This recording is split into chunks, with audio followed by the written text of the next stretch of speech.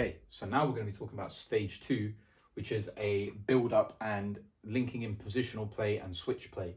So this primarily is what I would use off of a goal kick. So goal kick here, you look to make a 4-2-4, but you'll see it's an asymmetrical 4-2-4 where our right side is overloaded with that extra player. We have the 5 on this side here as opposed to the 4 on this side. And what you'll see is how this benefits us in the way we're going to build up. So just to give you an understanding, how I would set this up would be, this would be obviously left back, 2 centre backs, right back, deep line playmaker, your box to box, left wing. This would be your right wing, and then your striker here and your number 10 here. So put the striker between your 10 and, put your striker between your 10 and your winger. So what we want to do, the first initiation is when the ball gets played out, we want to play it from centre back to left back. We want to try and get that ball to the left back as quick as possible. Now, while this is occurring here, straight away, the right wing needs to press up. Sorry, the right back needs to press up to become the right wing and let the right wing drop behind him to play just behind him here. What will then happen is the number 10 will move across here to build this box here. And when the ball's here, we'll look to play across. And as we're playing, we're trying to move him across here, as well as him across here, to now make the double box here. So you can see this double box here that's being played. And again, this is that positional play, that Pep Guardiola, like his box midfielder, making this double box here to overload the right side of the pitch. Now, when this happens, we'll place our 2 centre-backs here to contain this area. Your left wing needs to become your striker, and your left back needs to push up straight away to become the left wing. Because what will happen here is the opposition are now going to be in 2 minds. Do they want to spread their men so they have this all they have these 2 covered, and then put in a couple of men here to fight this box, or do they want to go man to man and put 6 players in here, which will then leave them short here? So first I'll explain it to you how this is going to work, and then I'll show it with a generic opposition side. So how this will work here is if they overload and they go man to man, you do intricate passes, 1-touch passes. It could be build through rondos, your 1-touch passes, and then this person will be left in a 1-on-1 here, and this person will be left in a 1-on-1 here. You look to make your intricate passes and play that long ball across to where your left back can go in his 1-on-1 against this person here, and he's through on goal. Then looking to obviously send your players up accordingly. So then break your box, send all your players up, and try and regain a position where you have a 5 or 6 man forward, and you're playing like that. And then put your 3 men back here with your deep line playmaker between them, your 2 centre backs, and then your box to box as well, progressing, because that will then end up looking somewhat like this. Yeah. So after you're pushing with your left wing, hopefully your left wing gets in behind and score that goal. Sorry, by left wing, I mean your left back playing left wing. Right, let's go back to the box here. So I'm just going to put these players back and explain who is who. So, 2 centre-backs, left back at left wing and left wing as striker. Now, how I personally would like to play this is your right back / right wing here, your right wing who's come back here, your box-to-box, deep line playmaker, number 10 and striker. Now, the reason why I have it set up like this is for option 2.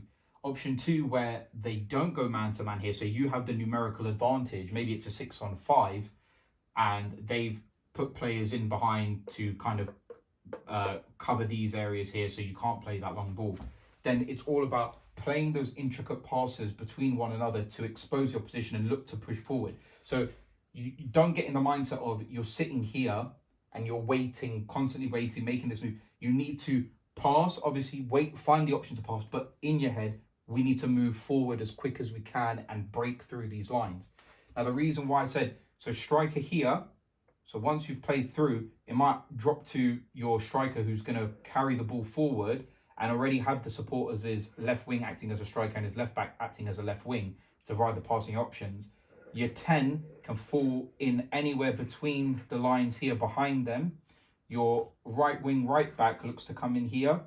So if he's pushed it, your right cam or your right wing comes inverted, your box to box goes in to hold the area down here, your deep lying playmaker, and then your 2 centre backs. So that's how you want your team to progress forward, because you can hit the opposition high with a 6-man, a 7-man even. So here would be your 6-man, and then even if it's, we start narrowing it down, playing them on the front foot, you can have your 10 in between here, maybe even double up with your 10 and your box to box, and then you can have your left wing going as like a second striker here, or maybe even like a 3-man narrow attack here with your right wing and left wing inverting, and then your left back and your right back providing those options.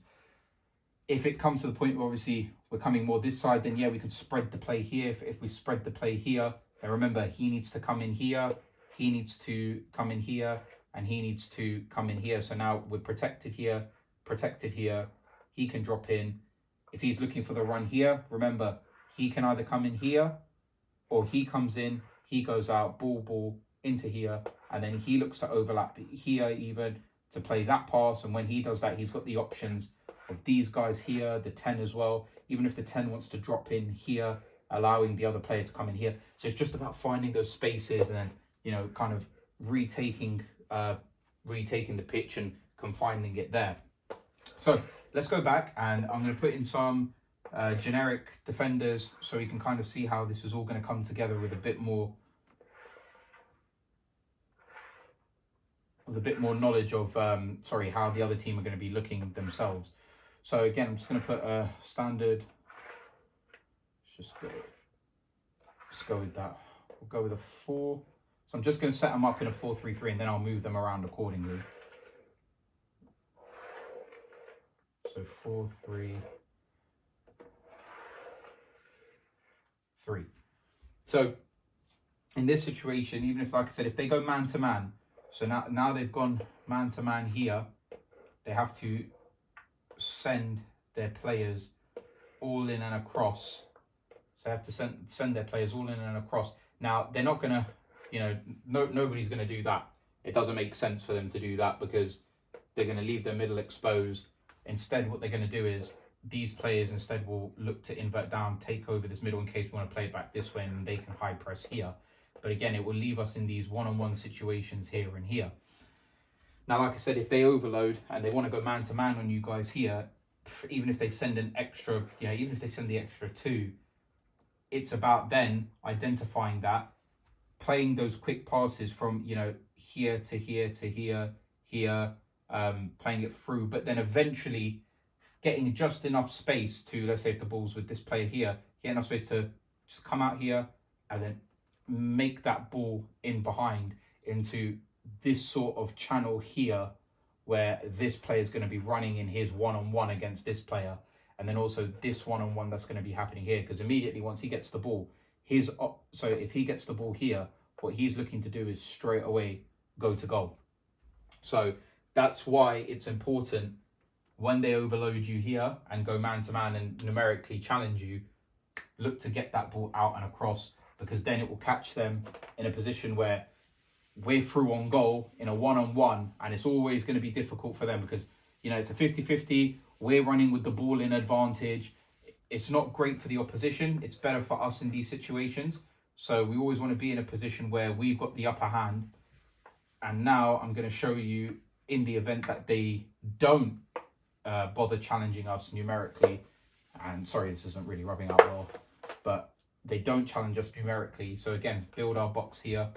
So we've got our box, 3-man here, 3-man here, and let's say they go for 5 instead. So they go 1, 2, 3, 4, 5. They don't bother setting this up because they want to maintain some sort of back shape as well here. So now they don't numerically overload. Now we have the advantage in this situation here. So what you want to do in this position is play your one-touch passes, or quick touch passes. I say one touch just out of familiarity with it, but those quick passes to move the ball through, find your space, and then what you do is what you want to do is then you want to try and get the ball to your front men, especially this striker here. You want to try and get that ball to him, so then he can look to progress forward, because once he progresses forward, so he will obviously be chased by him. He can come wide here to relieve the pressure of this man, Your 10 wants to fight in behind. The minute he's run as well, he's going to run. So then this player here is going to be wary of him.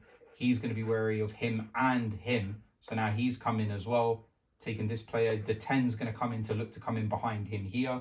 And then even if they're sending their players back, your your right wing will look to come in, and once we start inverting these players, he will look to come in and build that front line. Your box-to-box looks to get in as well, and then your deep line playmaker behind with the rest of your team here as well.